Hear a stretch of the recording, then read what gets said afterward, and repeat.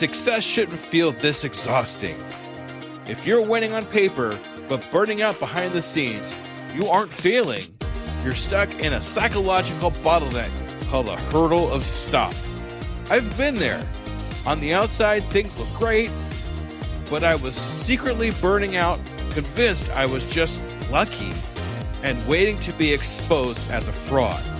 I realized I didn't have a business problem. I had a mindset block.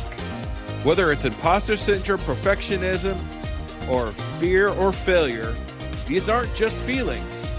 They are growth bottlenecks. Identify your specific hurdle and get one immediate action step to regain your momentum today. Go to tuepodcast.net/quiz. That's tuepodcast.net/quiz to take the 3-minute assessment and get your report now. Salutations, Skoobeliever. Do you have a dream of becoming an entrepreneur, but don't know where to start or even what to do? Where can I gather information quickly about what's in my zone of genius? Don't worry, Skoobelievers. I got you covered. Go to tuepodcast.net/AI prompt and check out an amazing set of AI prompts that will give you ideas, information, and articles to help you get across that start line. Once again, go to tuepodcast.net/AI prompt to get you started now. Good luck, Skoobeliever. Undiscovered Entrepreneur, episode number 29, and happy anniversary, Skoobelievers. Well, it's your personality. It is who you are, much as the laugh is a part of your personality as well. Oh, well, I've been doing the laugh for about 20 some odd years. So, it's really become a part of me. But I guess, it's really hard for me to talk about myself in that kind of aspect. I try to convey happiness and kind of resonate with just who I am. I've always been like this most of my life. And when I was a kid growing up, I was always holding the door open for the people coming in and out. I was always asking questions and trying to see if there's ways I could figure out how to help other people. And it's just what I've done pretty much my whole life.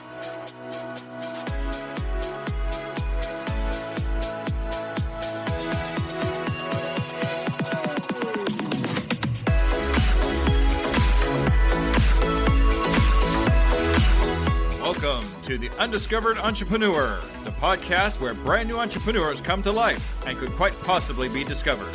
Join me, DJ Skoob, and the rest of the Skoobelievers as we help these new businesses become a reality. And now, away we go!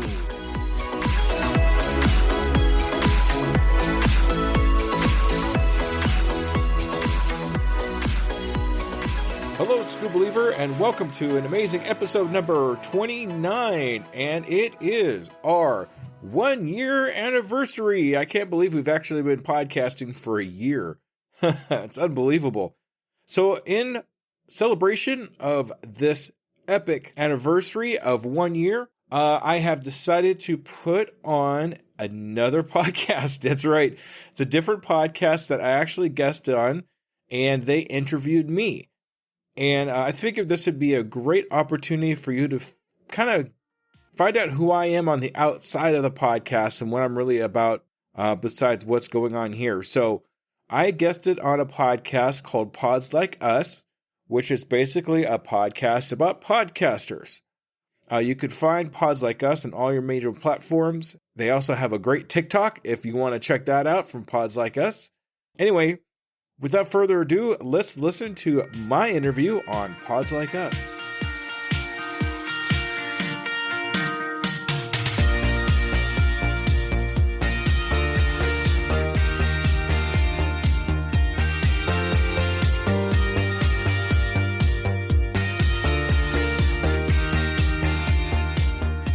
Hello and welcome to Pods Like Us. I'm Martin Quibell, known to my friends as Marv, and this time I am speaking with DJ Skoob from the podcast Undiscovered Entrepreneur.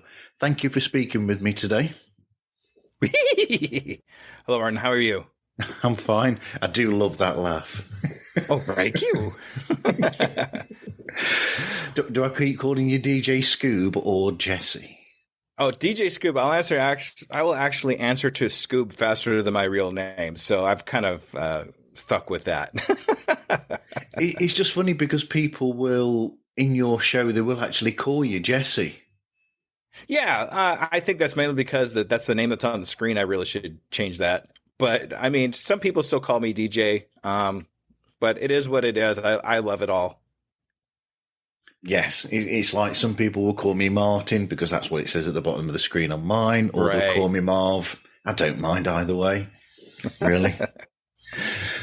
So, first up, how is the DJ business coming on? I mean, that's the one thing I've garnered that has pushed you into this podcast and looking at inspiration of people starting their own businesses. True. Yes. Well, it's still a work in progress. That's the whole reason why I call myself DJ Scoob, because I wanted to be a DJ. I'm still trying to get things together, but I enjoy doing the podcast so much that I've really put the DJ, music kind of like on the back burner for now, so I could concentrate on this, because being able to help people as much as I have up to this point has been such a great feeling that, I mean, it's beyond anything that I ever thought I'd even accomplish in my lifetime. So I've kind of stuck to that over doing the DJ business. So, well, I know each time I listen to the episodes, I can hear, there's inspiration there, there's influence there. I mean, even on myself, who's not gone into business as such, I was listening to the episode the other day that really jumped out at me, and I've posted up a bit of footage, if you don't mind, on my show's TikTok page, of some bits from the discussion that you had with Dragos, the fantastic beekeeping information. Because, like you pointed out at the end, or towards the end, when he explains about the details that you look for on the packaging, and to do with, the honey and where the honey is sourced from. It was just absolute gold information, that is just brilliant.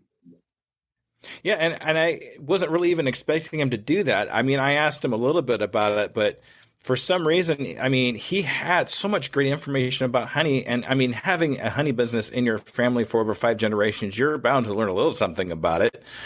But I really highlighted that information in a lot of my clips and things like that too, because it's just information you wouldn't really know. And I'm really glad he went over that. And he actually has my highest downloads right now too. So he really is a great interview and a great person to listen to. Well, I don't know whether you know, but there are 2 or 3 actual beekeeping podcasts out there. Oh, I'm sure there is. There's a podcast for just about everything out there, so that doesn't surprise me in the least.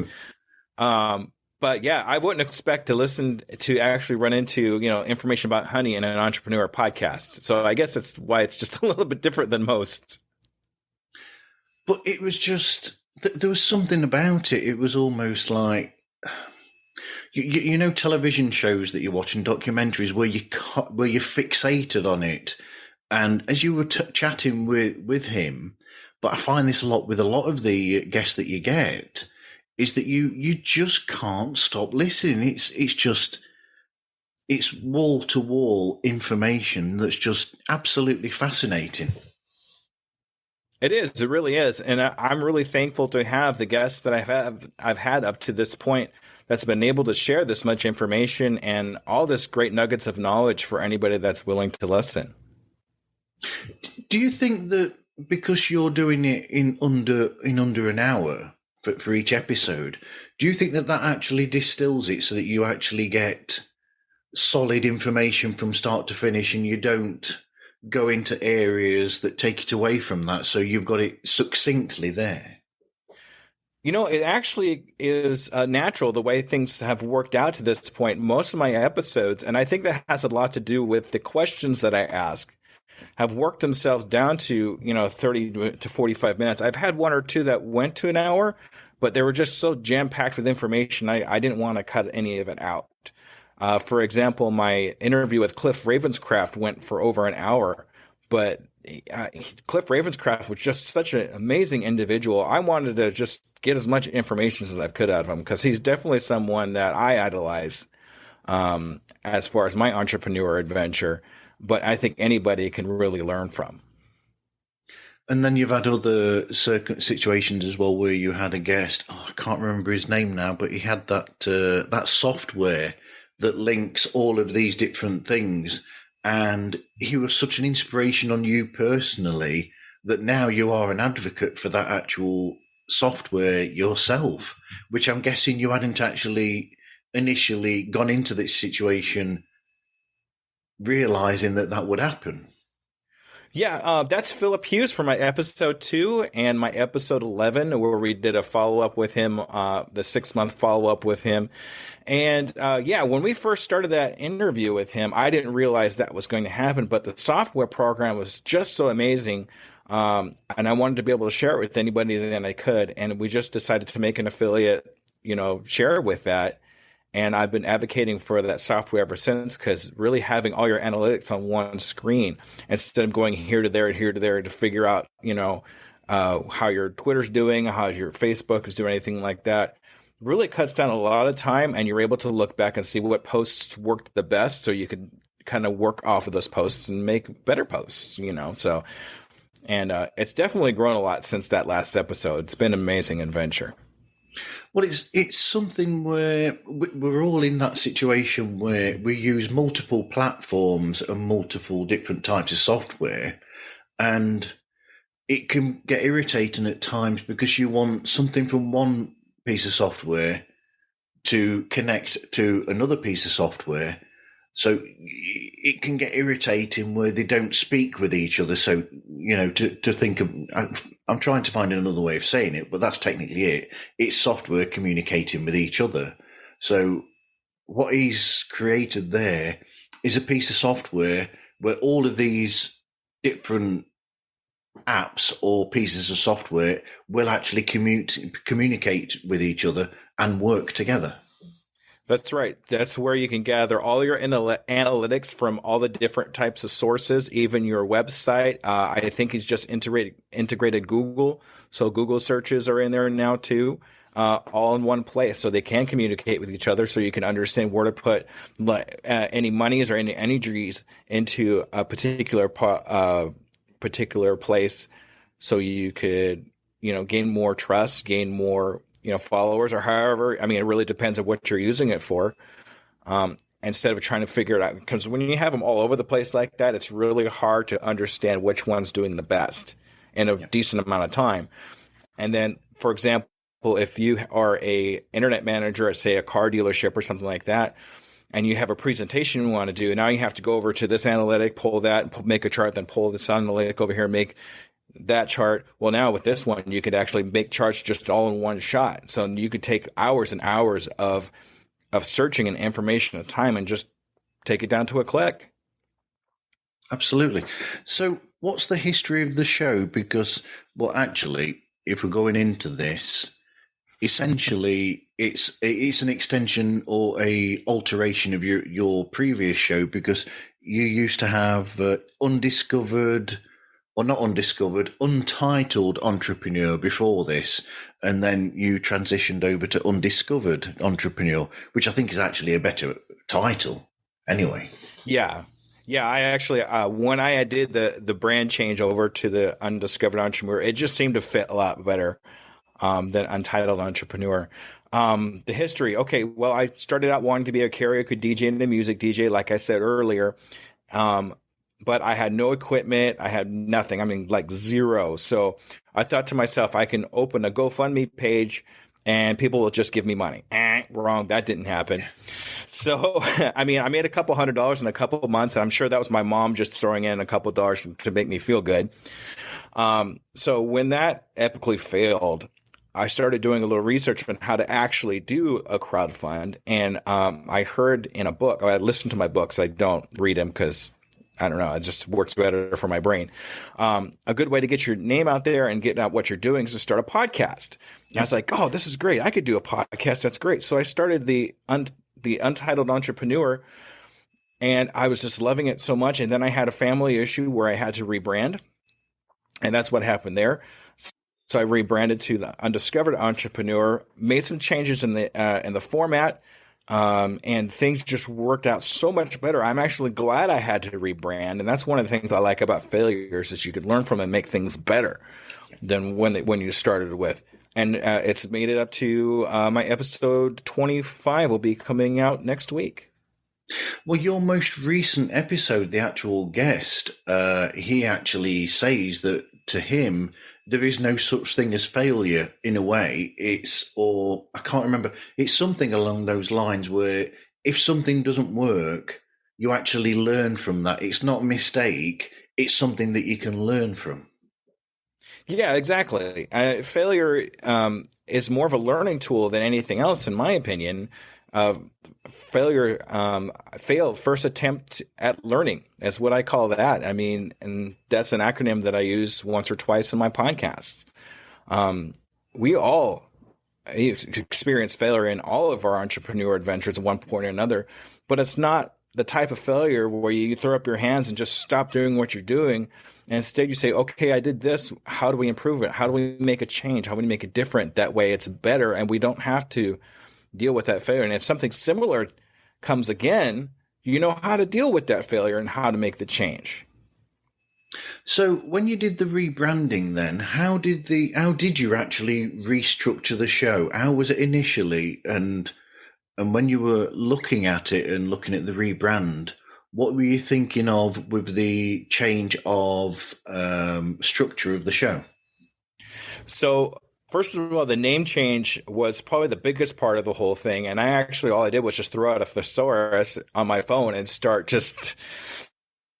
I put Untitled and just kind of went down a rabbit hole until I came across Undiscovered. And it just fit so well because all the people I talk to are basically undiscovered entrepreneurs. Yeah. So that really fit. Also, the format of the show itself, a better intro, a better outro, the music's a little bit different, and just some changes I made there just sounded so much better than it did from the Untitled Entrepreneur that I just had to go with it. It just sounded so much better. And that's kind of how I restructured things. Now, the questions themselves were still the same, but like everything else just really fell into place right there at the very end. Yep. You will find when I put my blog out, I actually mention about the music, and I say in my blog, this is a bit of a spoiler here. I said in my blog, am I the only person who does a dance to the music? Because that music is so, you can't stop moving your foot to it or tapping, along to it. Yeah, I actually found that music on Soundstripe, and it was a gentleman, I can't remember his name off the top of my head, but all my music's actually all done by that one gentleman. And I like doing that because it all fits together so fluidly and so nicely. It's actually a combination of two different songs that I just cut up into pieces. Yeah. But they flow so nicely together, and that's why I kind of did it that way. That way they flow together and it sounds good. And I love electronic music. I mean, that's been my entire existence up to this. That's why I wanted to be a DJ. But I figured I could still incorporate some of my love of EDM music into my podcast because that's kind of who I am and what it does. Well, it's your personality. It is who you are, much as the laugh is a part of your personality as well. Oh, well, I've been doing the laugh for about 20 some odd years. So, it's really become a part of me. But I guess, it's really hard for me to talk about myself in that kind of aspect. I try to convey happiness and kind of resonate with just who I am. I've always been like this most of my life. And when I was a kid growing up, I was always holding the door open for the people coming in and out. I was always asking questions and trying to see if there's ways I could figure out how to help other people. And it's just what I've done pretty much my whole life. So, and the podcast is just becoming a corporation of everything that I've loved and everything that I've done in my life out there for people to see, hear, and try for themselves, and maybe rub off a little bit on them, make them smile, make them happier, make them understand that we're all here to help each other. Well, it's definitely a show where you listen to it and you can't, and it will automatically bring you up in a sense, because it's it's a good thing because it's a positive show because you're looking at someone who's doing something positive in they've discovered something and they're going out there and putting themselves out there with business. But you've also got the positivity of your own personality in there as well added to that. So it's a win-win on positivity. Absolutely. And it's really how I brand myself is really what it boils down to the end. This person, I am the brand. I am me. I don't have anybody else doing this stuff for me, or I don't have any help or anything like that. I am the brand. So if I am going to be the brand, I want to be the best brand that I can be. That's right. So the show description then, so I would say that you are each episode you will speak to a different, as you say, undiscovered entrepreneur. It's normally somebody who's been in business for, is it under a year that they've been in business? And then so you have a discussion with them to discuss the background of their business, what the business is all about. And then I really like the idea that you have where you're going to chat with them again 6 months down the line to see how they're getting on. So you ask them where they think they will be in the next 6 months, and then you come back to them 6 months later to see if they've actually reached that goal. And the interesting thing is that none of these people come out with goals that are so far out there. It's almost as though there's a realistic side to them where they'll say, I think I'll be here. And it's almost like I can't remember who said it, but this person said, tiny steps. You don't expect to be able to climb Everest within 6 months. You've got to go to a little hill first, in a sense, and then you work your way up to that level. Exactly. And that's why I choose 6 months. I mean, you listen to a lot of other entrepreneurial podcasts and they'll go, 1 year, 5 years, what's your goal for that? But 6 months really kind of put your feet on the ground and you got to be kind of like you're saying, it's got to be tangible. It's got to be something that you reach. Because when I contact you in 6 months, you got to be able to say, yes, I accomplished this, or no, I didn't accomplish this, and know why. And that's really why I follow up every 6 months to number one, hold them accountable, because now they're not just going to be accountable for me, but they're going to be accountable to everybody that's listened to the podcast at this point, because they want to follow that hero's journey, that want to follow that adventure that these other people are having. And that's one of the reasons why a lot of people like to listen to my podcast, is because they want to hear the story. They want to hear what these people have been doing. What have they accomplished in 6 months? Did they actually reach their goal? And that's one of the reasons why I even do that for myself too. My episode 0 and my episode 11, where I do an interview with myself every 6 months to see where even I stand, because I wouldn't expect them to do anything that I wouldn't do. So that's why I try to hold myself accountable every 6 months. I'm actually due for another one here pretty soon to interview myself to see how far we've come. So how far have you come? Not very far, unfortunately. I'm still working 2 jobs. I do work at a hospital and I do work at a restaurant as a server. They call me Scooby-Doo at the restaurant there. I don't know why. The kids love it, apparently. I wonder. But yeah, and then I'm still trying to get the downloads. It's been a little bit difficult, but I try not to measure myself too much as far as downloads, more along the lines of the quality of what I'm putting out for those people that do actually listen to my show. Yes, it can be really, you have to be very careful when you look at your downloads, that in a sense, like you said, you have to think about what product you're putting out there more than your downloads, because it's like somebody once said to me, you put the product out there, eventually, the people will, it's almost like the field of dreams thing, isn't it? If you build it, they will come in essence. So, because it's out there for people to discover. I mean, I've got episodes from almost 2 years ago when I started that people are listening to now. And I'll think, how come you're listening to those episodes there now in a way? And it's because it's out there in the ether, in the cloud, so to speak, for them to actually come to at a point. Yeah, exactly. And if you actually look at the gentleman that I follow that I do mention quite frequently, Pat Flynn, Yeah. I actually listened to his episodes since episode 0, his very first episode he put out in 2010. I listened to every single one of his episodes up to that point, straight on. And he's at episode 620 something now, and I've heard every single one of them. But the reason I did that is because I wanted to learn and absorb as much information as I could from him to do what I'm doing today. And I think that's why a lot of people will go back and listen to your archives just to kind of get an idea of what your story is, where you've been, and where you're going. That's a good point. So how do you actually arrange the guest? So I actually have a couple of resources for guests. My very first resource was Facebook groups, just entrepreneur Facebook groups.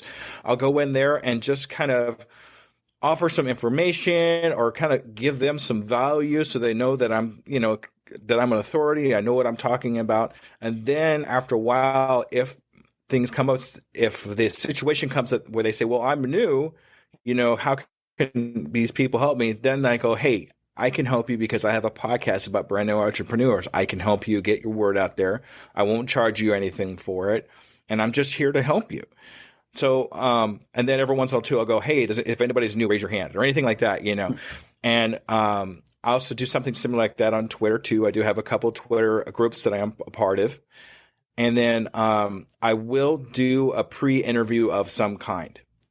Yeah. And that way I can assess that they're going to be a good match for the show before I actually put them on there. And there has been a few cases where I do the interview, it's like, that just doesn't quite fit with what I'm looking for. Thank you. And that kind of thing. But that's how come I'm able to get quality guests on, is because I'm able to do this pre-interview, ask them a few questions about what they've done in their entrepreneurial adventure, what kind of stumbling blocks or struggles they've had. And if the story works for me, because that's really what it's all about for me, a story, getting that hero's journey out to the people, is really how I make sure that they're quality guests. Do you record those chats before? I actually do the pre-interview right there on the spot on Facebook. Okay. For a couple reasons. Reasons number one, they're right there right now. I don't have to wait. Yep. If you wait too long, they might get cold feet, and then I lost them. But reason number two is anybody that's looking at that little pre-interview on that. I try not to do it on DMs. I actually try to do it right there on the post. And anybody can look at those and see, hey, he's actually talking to these people. Maybe I can get on this too. So that kind of builds on itself. Absolutely. So do you then go, what sort of research do you do after you've done that preliminary discussion? It really depends on what they're doing and how far along they are on their entrepreneur adventure. If they have a website up already, I'm actually able to look at the website and see what they're doing there. Some people are so new they don't even have a website yet, so I'm just going right off of that pre-interview on the DMs or on the posts. I kind of stick my neck out a little bit when it comes to something like that, just because a lot of it's unknown. But at the same time, I think that makes for a good quality show too, because it's really on the fly. I mean, it might be the same questions over and over again, but at the same time, those questions will kind of bring out the best in what they have to offer as far as information. That's why a lot of times I'll stick to those questions, because they just seem to work so well. And that kind of gets whatever I need to find out. But at the same time, you might ask those questions, but each time, because the person's different, they will come out with a different answer. And then you will pick up then on that answer, and you will then take that answer and stretch it. In a sense, you'll pick up on something when they're answering that, and you'll carry on that to garner more out of that little bit of information and fill it out more. Exactly. And I'll also interject a little bit of my knowledge if I have something to say about it, or if I'm able to help, kind of top off or restate that same answer in a different way for people to understand, I'll throw that out too. I'll do definitely follow-up questions after the main question to kind of extend that out or dig a little bit more to get more information out of them about that particular answer that they give. Ask them why. Ask them how long. Ask, open-ended questions to be able to hear and extend those answers to find out what they really are about. But some of them, I'm going to go back to Dragos again, and I'm going to say that in that one, it was interesting because you were getting information from him without even having to do any of this in a way. It's almost, it's like sometimes it's incredible when you get some guest because it's like you light the fuse and off they go. And they go and they go and they go and they give you so much that it's almost like, do you remember the old I think you call them GI Joes and we call them Action Men, where you pull a cord and it just keeps talking for so long, and it's those sort of guests are just amazing. And I'm really glad when I come across those guests because that kind of makes my job a little bit easier. Yeah. But at the same time, it helps them out too because they're getting their word and what they do and what they're able to do and able to help with out into the open where they haven't done that before. But you always can tell when somebody is very well spoken and and able to do that because they have the experience of being able to talk and even for the long ways. Even though some of my entrepreneurs are brand new, they still have the capability of being able to talk and being able to say what they have to say and kind of get that information out there. They just have the knack for it. They just have the gene for it, I guess. It's really hard to kind of pin it down, but you could tell when somebody is well-spoken. But in a way, that is part of why they are in the situation that they are in. It's because there's a certain positivity in them.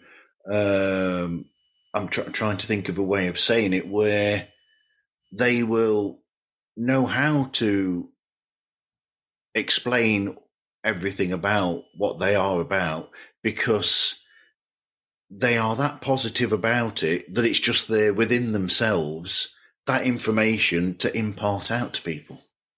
Well, it's their passion. Yes. Yeah. It really is. And when you're passionate about something like that, you're going to want to talk about it for hours because it's really what you love. It's what you do. It's what your zone of genius is. It is. And when you could be your authentic self with something like that, you're able to speak for it for a little bit of time and convey the knowledge of what you're able to do and what your passion is. Yeah, it's like to use an example from somewhere else. It's like a podcast. If you're doing a podcast about a group or a musician that you love, you will be able to talk about them for so long because that is your passion, much like beekeeping is the passion of Dragos. The software package, the analytics package is his. This is that person's passion.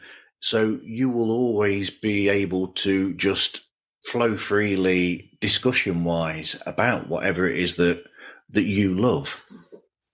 Exactly. For example, like if you want to talk about really bad movies, I could talk all day about really bad movies. Movies like Manos, the Hands of Fate. Movies like Santa Claus versus the Martians. Things like that. I could talk about that all day. Weird Al Yankovic. I talk about Weird Al Yankovic all day. And that's just kind of the weird guy I am.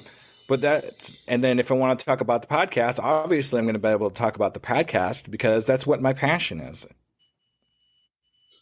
You've caught one of my spots there with Santa Claus Conquers the Martians. Yes! Oh, I'm glad I'm not the only one. I'm really hard to find people that actually know what that movie is. It's one of those films I've said to people where it's so bad, it's hilariously funny. Yes! But, yes, I can't believe we've got another Santa Claus Conquers the Martians reference out there. Wow. I have the movie. I have it right here. It's in my collection. Yeah, we've got it on DVD over there ready for Christmas.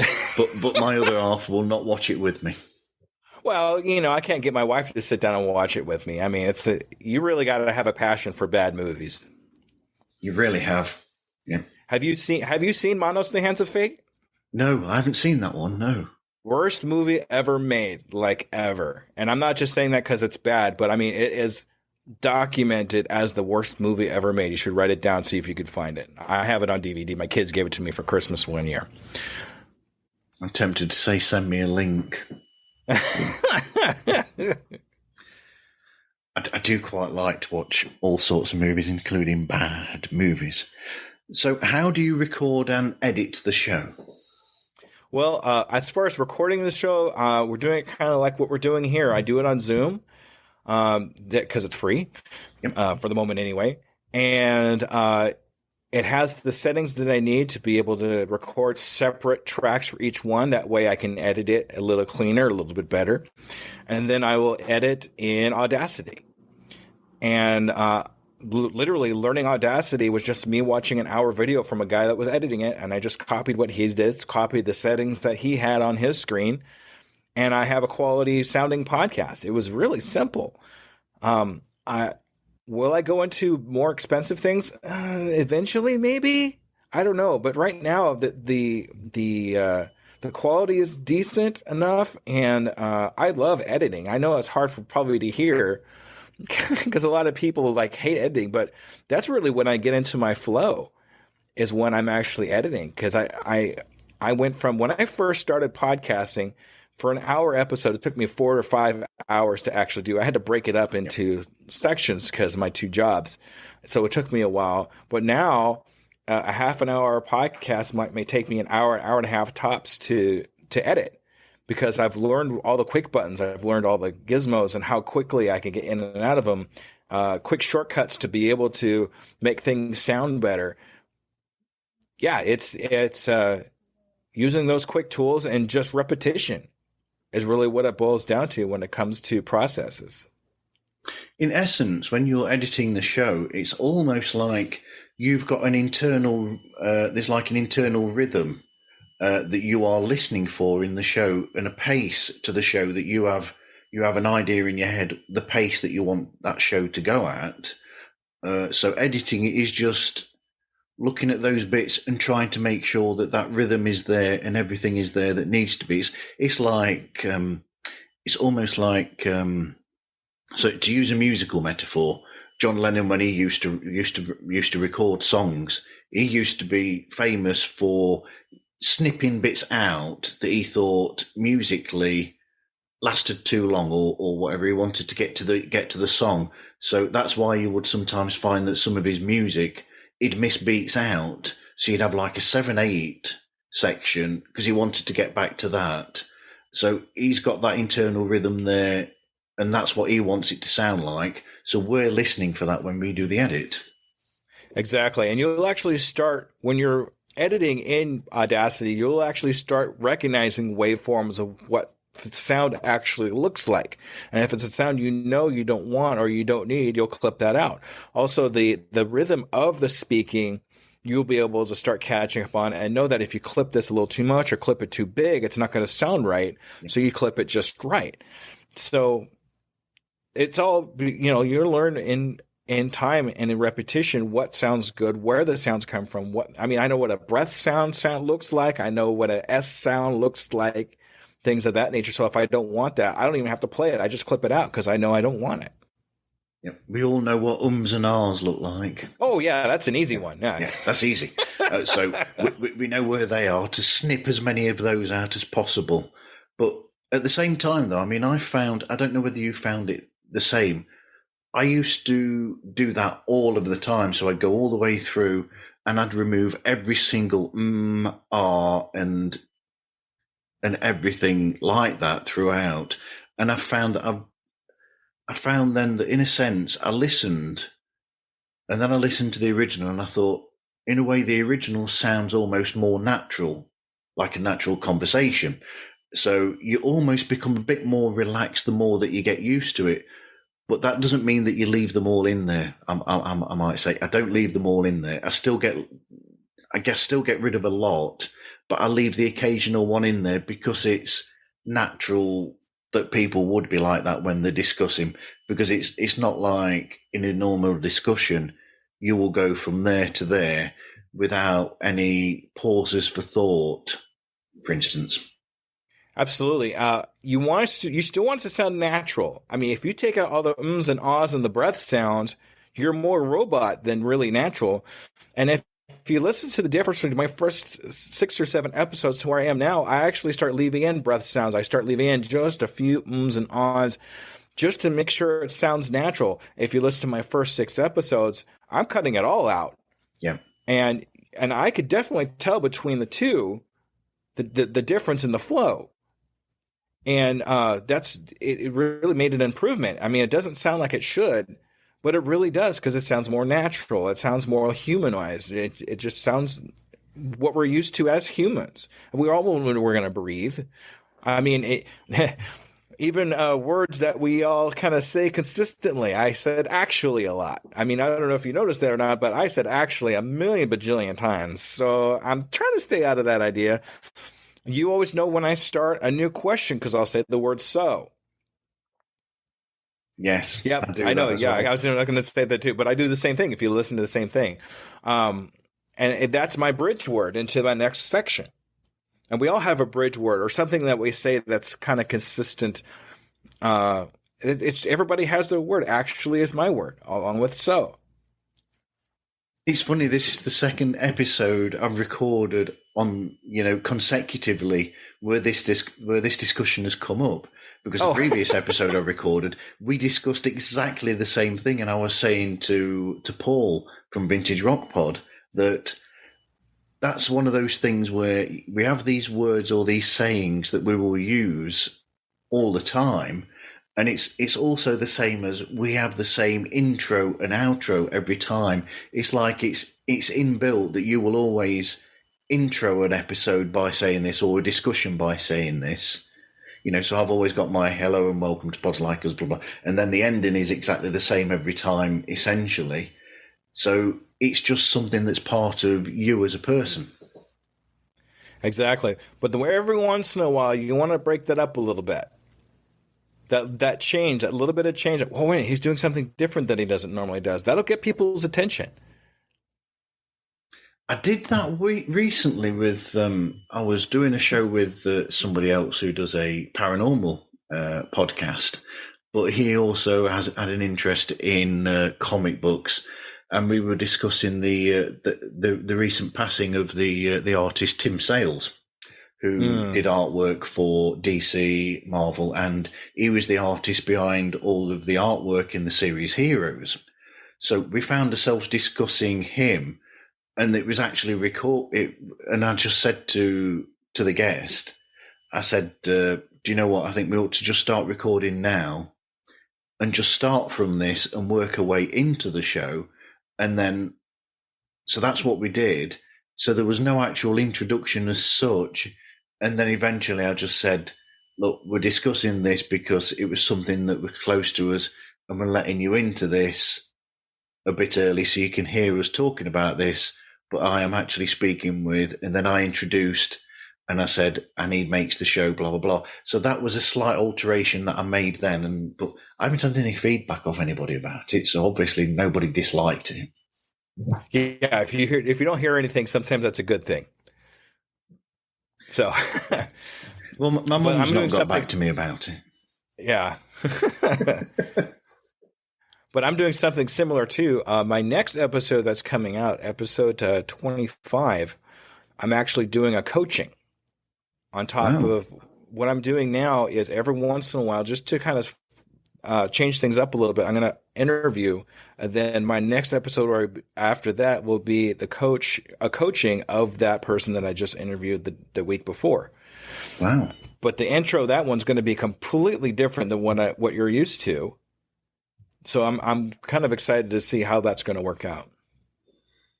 Okay, before I go back into the archive again after listening to your most recent, I will purposely wait and listen to that episode first, and then you can read my response and reactions in the blog. Now, just so you know, I don't know if you're going to be able to do that or not, because I actually record probably about 2 months ahead of time. I have to batch content. That's just the only way I'm able to do it. And when I do that, it could be a month, maybe 2 months before I get the episode that I had edited today. actually out, into the real world. So, I mean, I have to do that between both jobs and everything else. Like today, I have you I'm speaking with. I had another interview that I'm going to be doing after this. I did a editing of the coaching that I just finished, which was an hour and a half, and I put out a new episode that's going to be coming out. So I did all that just today. That way I'm good for a while, because I know that it's going to be a while before I can sit down and do it all again. You and I are very similar, because the episode that went out this past Sunday and then the next two episodes that are going out, they were recorded back in July, which is 2 months ago. But because of my job and because of because I do 70 something hours, I'm out for that long in a week. Sometimes you're just too tired in a way from all those hours, from wanting to actually spend the time doing it, because in a way you want to be relaxed when you're having these chats, and you want to be you want to look forward to them and actually enjoy the chats and not be tired, and you want to give it your all, essentially. But also the idea of having a stockpiling episodes means that you've not got that worry then of, oh, I've done an episode this week for then, or I better get another episode recorded because I've not got one for the week after. And doing it week to week to week, I think, would be just too much stress. It really is. And that's kind of one of the reasons why I batch content. And that's also the other reason why I put out every other week on my podcast. I just couldn't bring in myself to do every week. It's just too much work. I will burn out. And burnout is definitely, it's real. If you listen to my episode with Cliff Ravenscraft, he talks deeply into his burnout and how it actually put him in the hospital with gallstones, which it was terrible. And it was all because he wasn't taking care of himself. He was pushing so hard in his business, and he burned out. So burnout is definitely real. Especially when guys like us that are working, 70, 80 hours a week on top of doing our podcast, our passion, we don't want to burn out. We want to be able to have that. And that's why we do things the way we do. Yep. I was going to say something there that, I don't know why, but I've suddenly thought of, when you were talking about that, I think when you were speaking with him, there were certain things where he was saying where you have to be able to learn to, you need a support system there in place. So you need people there who will support you and back you up on these things, which is important, but also realizing that those people are there as well, rather than just thinking that you're on your own. You got to realize that those people are backing you up on these things, but also at the same time, it's like, you need to realize where you are as a person and what you're best at, in a sense, and where you can actually allot out certain jobs to other people, because giving yourself too much to do just adds to that, and that brings the pressure even more and can actually cause this burnout. Exactly. You want to be able to do what you do well. But what you can't do and can't accomplish, if you can hand those off to other people, that way you don't have that burnout, you have less stress in what you're doing, you would be better off, at it. It's going to be a while before I can hand any of my editing or anything else off to other people. I'm just too new. So, but at the same time, I still have people that support me. My daughter made my logo. My son helped me with my website. People that care about you and love you and want to support you, they will help you do what you want to do to accomplish what you want to accomplish. You've picked up on a subject there I was going to go to. You're very good at this, Oh, well, that's why they pay me the little bucks around here. Huh? So the daughter with the logo. I mean, yes. was that your actual suggestion? Did you say to your daughter, "Oh, this is the sort of thing that I'm after," or did she just come up with this logo and say, "Here, I've done this for you"? Well, when it comes to the logo, the logo itself was my idea, and she just made it a reality. Yeah. I told her I wanted a Scooby-Doo dog and make it a pug, because the pug is my son's favorite dog, and put a piano tie on it. And this is what she came up with. Now, as far as the podcast cover that you see when you go on to Spotify or wherever it is, that's all her doing. I sent a picture of her. I sent a picture to her of me in a pose, And then she just took it from there and made it what it is now. And I've had mixed reviews on it, but I love it so much. It's my daughter's artwork. You know, she's actually studying to be an animator. So it's like I really want to support her in what she's doing as well too. And I think me having these things that she has created out into the world is kind of my way of supporting her. But that image of you on the actual logo is you down to a T, shall we say? Oh, yeah. Because it is that positive you that's out there, and almost like you're. Am I getting a bit psychological and a bit Freudian with this here, where that's almost like an outstretched arm saying, "Here I am. I'm here to help you and to offer you advice," in a sense. You know, what's funny about that particular pose that I do is if you ever go on to now the restaurant I work at is called Getting Basted. It's a barbecue restaurant. Yep. Now, if you look at any of their Facebook or TikTok or anything like that, I'm actually doing that same pose in any of those pictures that I'm in, and that's actually where I got that pose from. Okay. And what I do with my hand out like this, my idea with my hand out and having the title of the show in my hand was kind of like a way of saying I'm here to help you. You can trust you could trust me with yourself in my hand. And that was kind of my forethought in that whole thing. So, and then, of course, the big smile and the, whatever. But it's almost like I can imagine the laugh while you're doing that pose. Oh, yeah, absolutely. You could definitely hear it while you're looking at it. Yes, definitely. So music and logo. Are there any episodes that really stand out to you as very special? All of them are really good, special to me just because every one of them are someone that I really touched lives with or helped them out. The couple that I had picked out, because I knew you were going to ask this question, episode 12 with Cliff Ravenscraft, like I mentioned earlier, was really, really good. A lot of great information from that. Cliff is an awesome, awesome human being. If you could ever look him up, do it. I really suggest it. Episode 7 with Dragos was definitely one of my favorites, has the most downloads, and he has a wealth of information too. Episode 20 with Esprit Devora, I was actually blessed, I guess you can say, to have her on my show. One of the top 10 women in tech to follow, and she was able to be on my show. She agreed to be on my show. She has the resources that she gives out on that show is absolutely amazing. She gives out some great resources to help you in your entrepreneur adventure. And then the newest one that's actually coming out next week is a really, really good show. A lot of great sources, and she has a lot of great information. I'm not going to give too much of it away. Episode 25, though, with Luz Gonzalez. Okay. That will have been about 3 or 4 weeks before this episode comes out. Right. But what was I going to say? But that's the best thing, really. What you've just hinted at there with something that you just said, to pull that out, is that you've said before in one of your episodes, actually many of your episodes, you've said that the interesting thing is that when you were starting, you had the impression that everybody would look at you as competition. But it's like podcasting.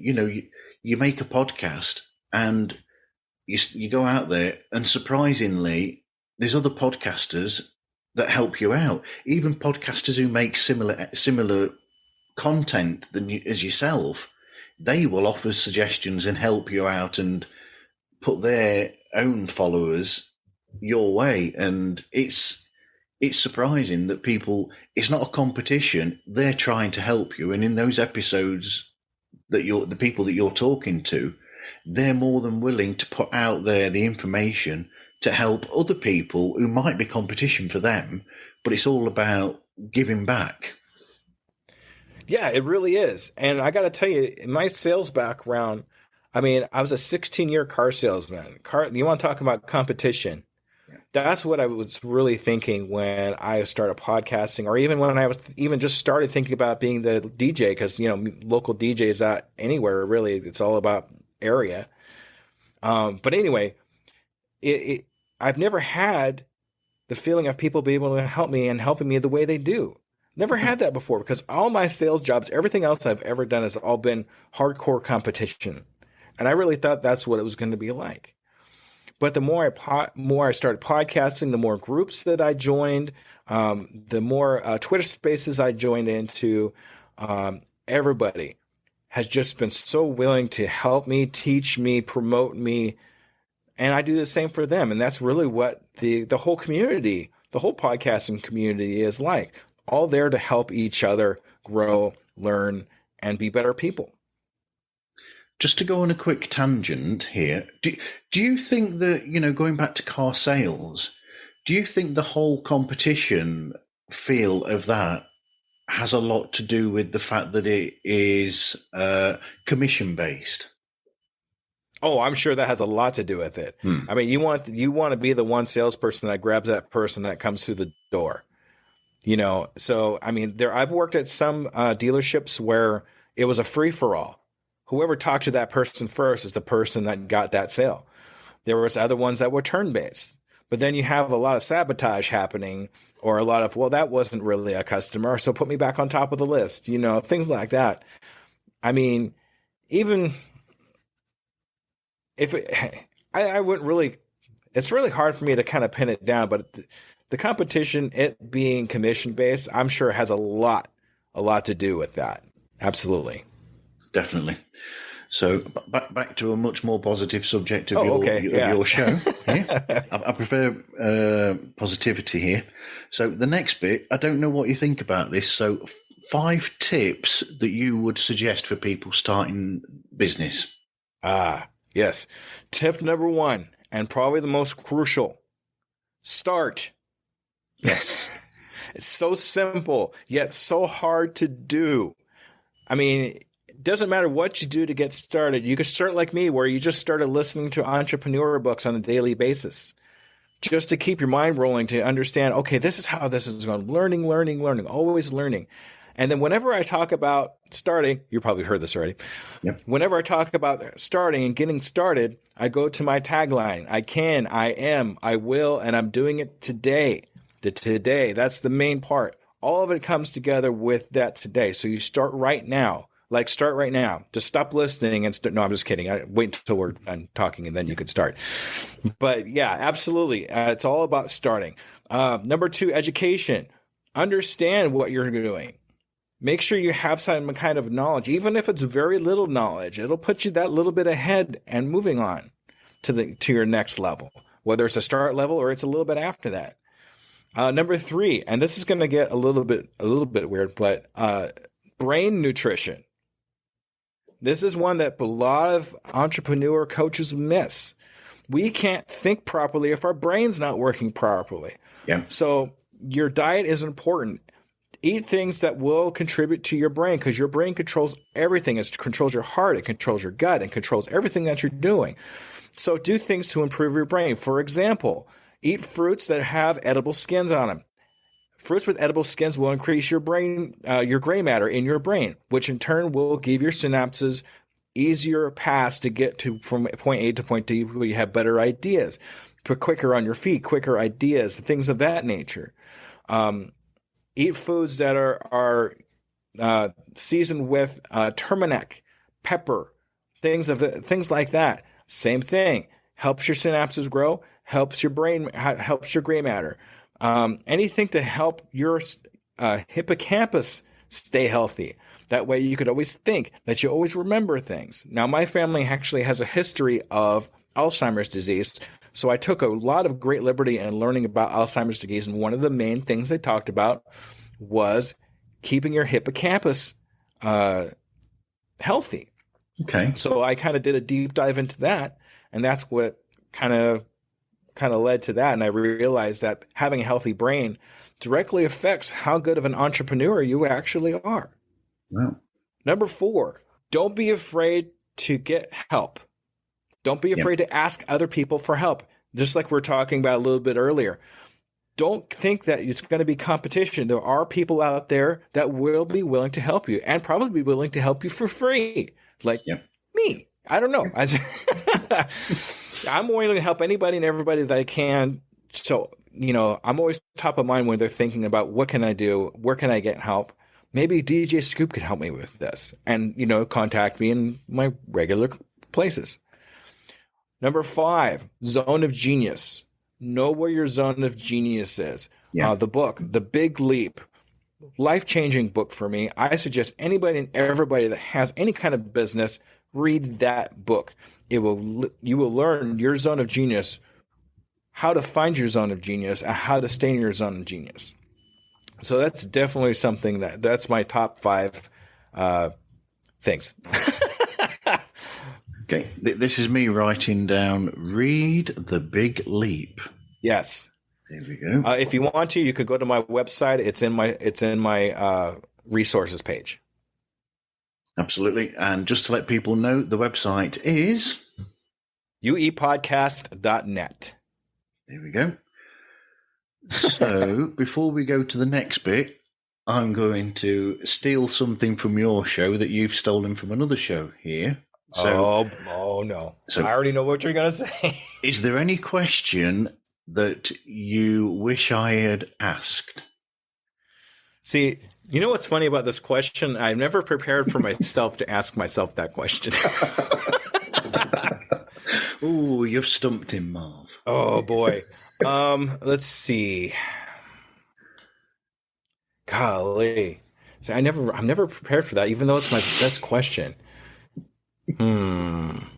Golly. I'm going to edit this dead air. Yes, I'm sure. I thank goodness, because I'm like, golly. See, we already talked about processes. I always love processes. Just to go on a tangent while you're thinking about this. So, DJ Jazzy Jeff or DJ Dougie Fresh? Oh, Jazzy Jeff, just because of the time frame, you know. DJ Jeffy Jeff from the Fresh Prince. Fresh Prince of Bel-Air again. Oh, yeah. NWA or Public Enemy? Neither. I'm not a rap guy, to be honest with you. Okay. My DJing is an electronic DJ. So, like, you need to ask me, like, DJ Skrillex or Deadmau5. Oh, I want to know the answer to this to see. Go on. Deadmau5 for sure. Yes. Deadmau5 actually has a lot more mixes, I guess you can say, or different sound effects that are a lot more pleasing to the ear. I like Skrillex, but his dubstep is a little too deep for me. The sounds of his dubstep is just a little too much for me. But don't get me wrong, I love him. I love his music for sure. I think there's more scope to Deadmau5. I think there's more variety that he uses in his mixes. So he will take them from various different places. Whereas I think Skrillex and a lot of other people they've got this specific area that they dip into to use. Whereas he's more open to using, like, so he will go, oh, I'll get something from this jazz record here, and I'll use that in there, and I'll mix that in with this bit of this metal song that I've heard from years and years ago from the 70s. I'll put that there with this jazz section, and whereas a lot of others won't have that big a toolbox to use. Yeah, he has a lot more variety in what he does, where a lot of other DJs will kind of stick to their area, to their niche, because that's where they're safe. You know, but he's not afraid to kind of venture out a little bit, try different sound effects, try different, you know, genres and areas to mix into his music to give it that different type of sound. And I think that's really what I like about him the most.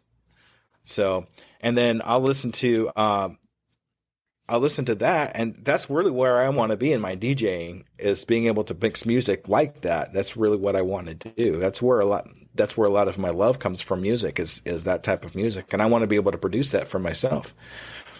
So you're still thinking about the question? Yeah. Oh gosh. How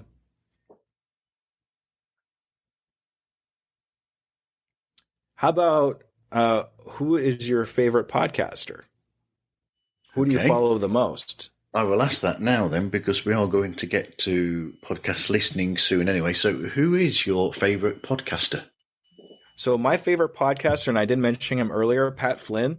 Yeah. Pat Flynn is not just audio podcasting, but he has video podcasting, and all his information that he's willing to share with everybody. It just is amazing to me what this man has accomplished. He actually helped me start my podcast and made what it is today. Yeah. Just through his free content, just from me watching his videos and listening to his podcasts. Like what I say in the podcast and my structures inside my podcast are actually from a gentleman called John Lee Dumas, or JLD, from Entrepreneurs on Fire. Yeah. But my processes that I use in editing and everything else were all Pat Flynn. And then my marketing that I use and my marketing ideas are from Pat Flynn. And then I will be putting together a course about how to start a small business. And the idea was inspired by something that Pat Flynn has said to me.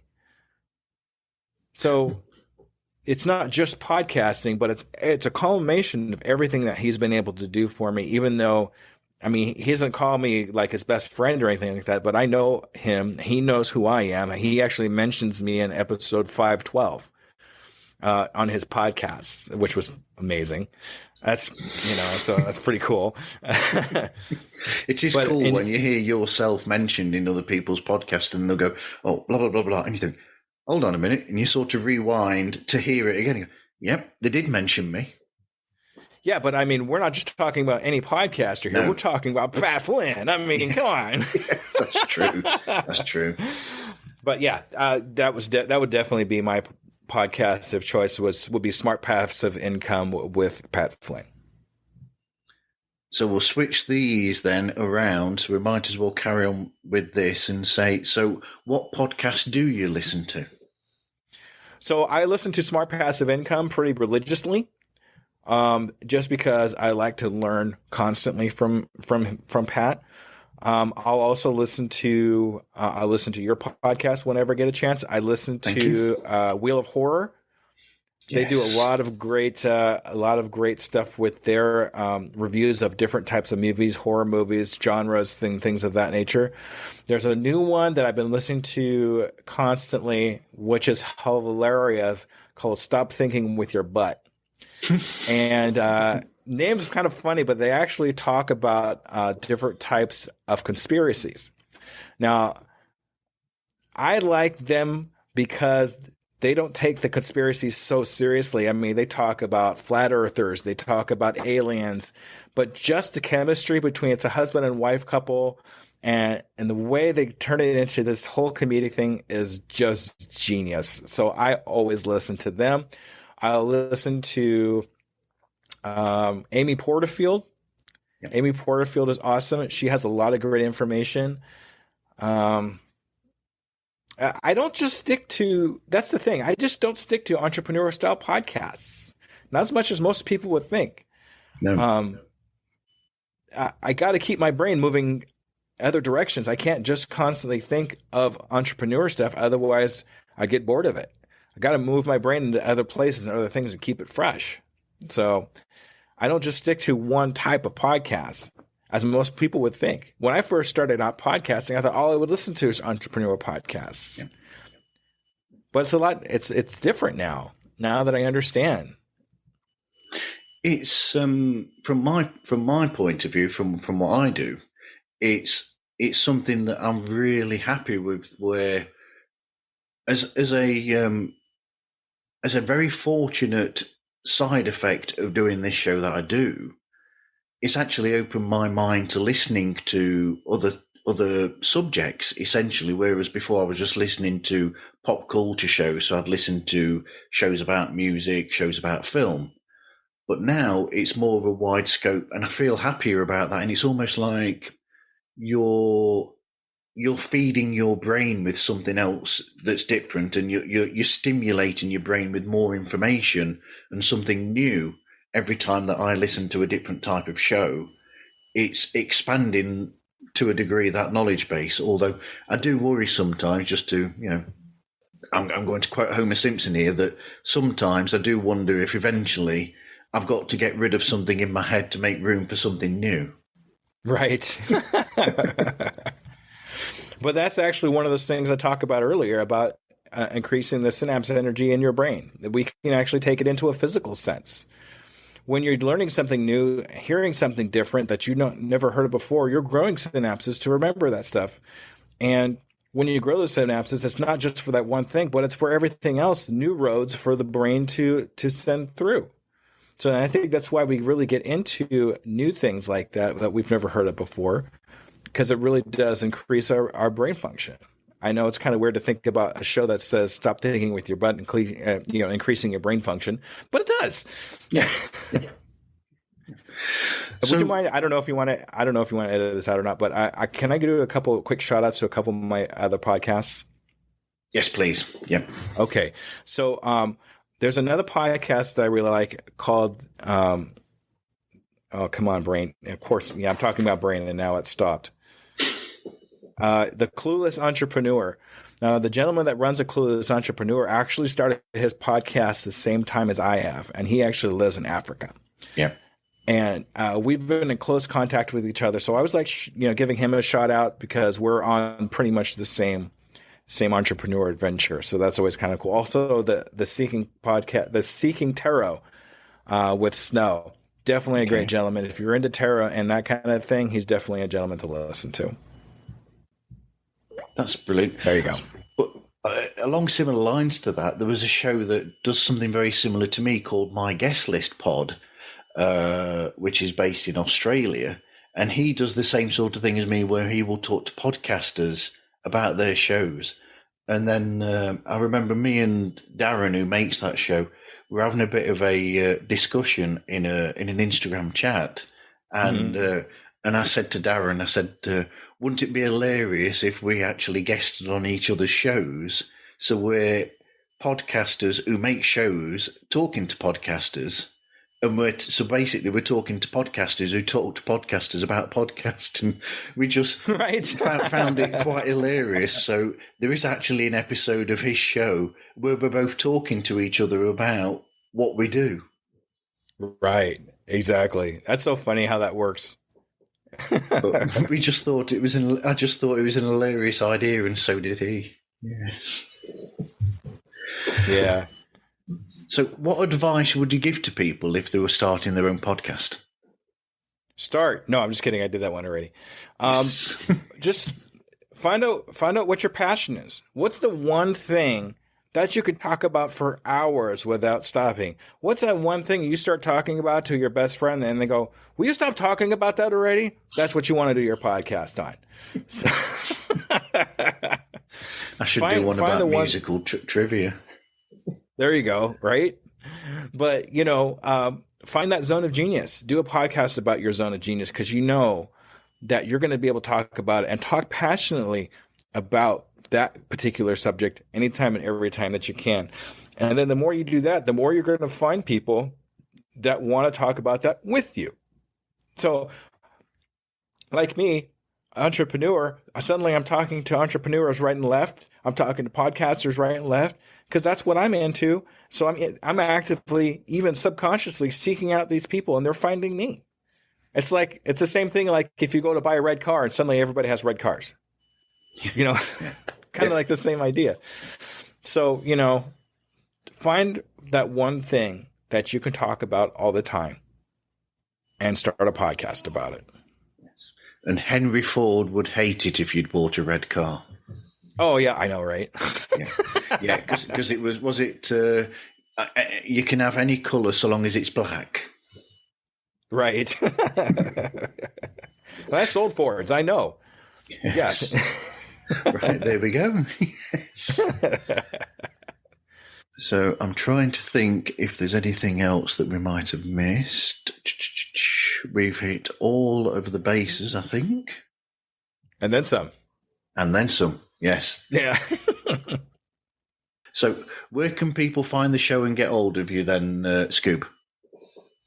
So you can find the show actually on my website. I have players on my website, uepodcast.net. You can find it on all the major platforms, Spotify, Apple, Stitcher, Google, all those great ones.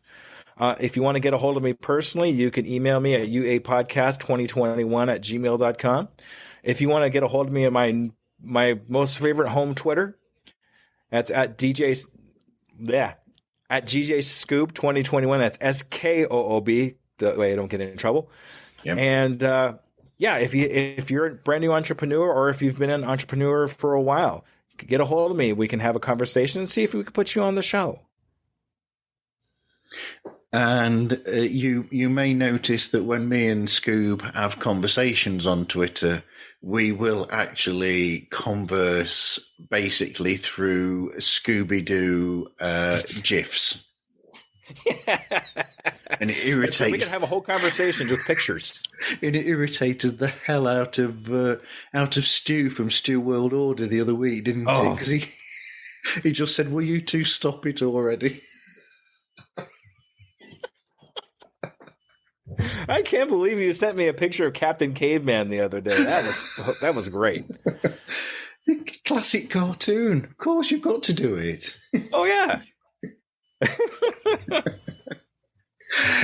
Anyway, man, you can find Pods Like Us just by looking for Pods Like Us on Instagram, Twitter, and on TikTok. As I said, TikTok, I posted up that content, or that little bit of a clip that I got of your show from the beekeeping, because I just thought that was incredible information. And I do that with a lot of shows. I think I've done it a few other times with your episodes as well, where I've pulled bits out because there's just so much information out there, and I think that people need to hear this. Exactly. And you can contact us through podslikeus@gmail.com. Anyway, thank you for speaking with me today, Scoop. Thank you. Thank you. Can't believe you pulled me on that. And do you want me to teach you how to do it real quick? Go on then. I could teach you how to laugh like Scooby-Doo real quick. Yeah. Sure do you want to do work now? Let's try this. Go on then. All right. Okay. So repeat after me. Very good. Do it again. Okay. Now growl like a dog. Do it again. Growl like a dog.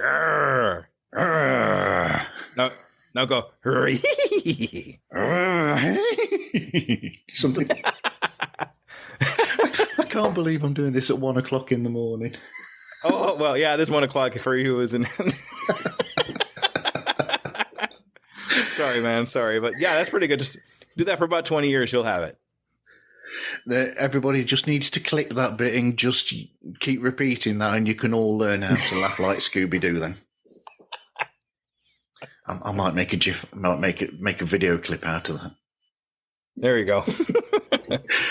Anyway, thank you everyone for listening, and hope you listen again to another episode of Pods Like Us.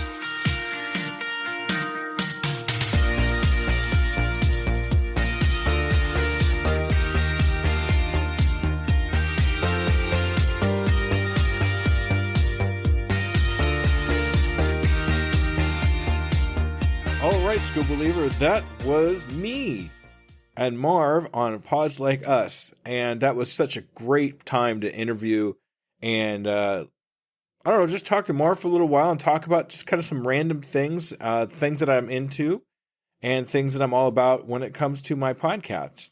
So I know that was kind of a long one, so I'm going to keep this really quick, and we're going to skip the Spanish lesson this week. If you want to get a hold of me for anything, you could contact me at the usual places, like Twitter, at DJ Scoob 2021, that's SKOOB. You could contact me on my email, uepodcast.net2021@gmail.com.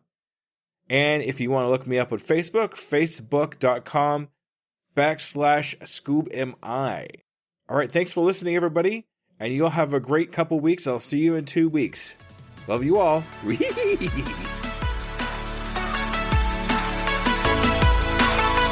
Hello there, DJ Scoob here. And I just want to personally say thank you for listening to my program. I really hope you learned something. Tune in 2 weeks to listen to another brand new entrepreneur. And remember, I can, I am, I will, and I'm doing it today.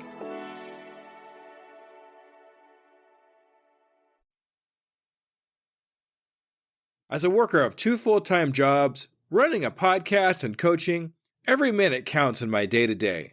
It's hard to be consistent in any of my social medias. And at this point, I cannot hire a social media manager. Pinnacle AI to the rescue! I've been using Pinnacle AI for a couple of weeks now. I've seen big improvements in my outreach and consistency in all my social medias. Do you want to save time and increase your productivity too? Go to tuepodcast.net/AI for more information. Save yourself time and grow your brand. Try it now and see what it can do for you. Hello, Skoobelievers. Let me ask you a real quick question. How many cups of coffee have you had today? 3, 5, 7? And let me guess, you've got a Red Bull in the other hand just in case, right? Yeah, I see you. Now, here's the truth bomb nobody wants to hear. You're not building a business. You're building a caffeine dependency. Listen, I get it. When you're grinding 12, 14, 16-hour days, you're building something from nothing. When you've got payroll to meet, investors to impress, and visions that won't wait. You need fuel. But what if I told you that the fuel that you're using is actually slowing you down? What if the very thing that you think is keeping you sharp is actually making you dull? Enter Rise Coffee. This isn't your grandma's mushroom tea. This isn't some hippie wellness trend. This is science meets performance. And here's what makes Rise different. Less than half the caffeine of a regular cup of coffee. But here's the kicker. You won't miss it. 6 organic powerhouse mushrooms, including cordyceps, what Olympic athletes use, and lion's mane, what Silicon Valley biohackers swear by. Sustained energy that doesn't spike and crash. We're talking smooth, clean power from morning to moonlight. Crystal clear focus without the jitters. Imagine closing the deal with calm, confident mind instead of the caffeine chaos. Gut health and immune support, because what's the point of building an empire if you're too sick to enjoy it? So here's the challenge to you. Stop borrowing energy from tomorrow. Stop running on fumes and call it a hustle. Stop wearing your caffeine addiction like a badge of honor. Real entrepreneurs optimize, real entrepreneurs adapt, real entrepreneurs win. You can't win if you're crashing at 2 p.m. while your competition is just getting started. Break the cycle. Head to risesuperfoods.com right now and use code PODNA15 for 50% off your first order. That's PODNA15 for 15% off. Try it for 30 days. If you don't feel the difference, if you don't feel sharper, calmer, more focused, more alive, then go back to your 6-a-day cup habit. But I'm telling you, we won't, because once you feel what real energy feels like, you'll never go back. Ditch the addiction, fuel your empire, and rise up. Rise Coffee, energy that builds, not burns.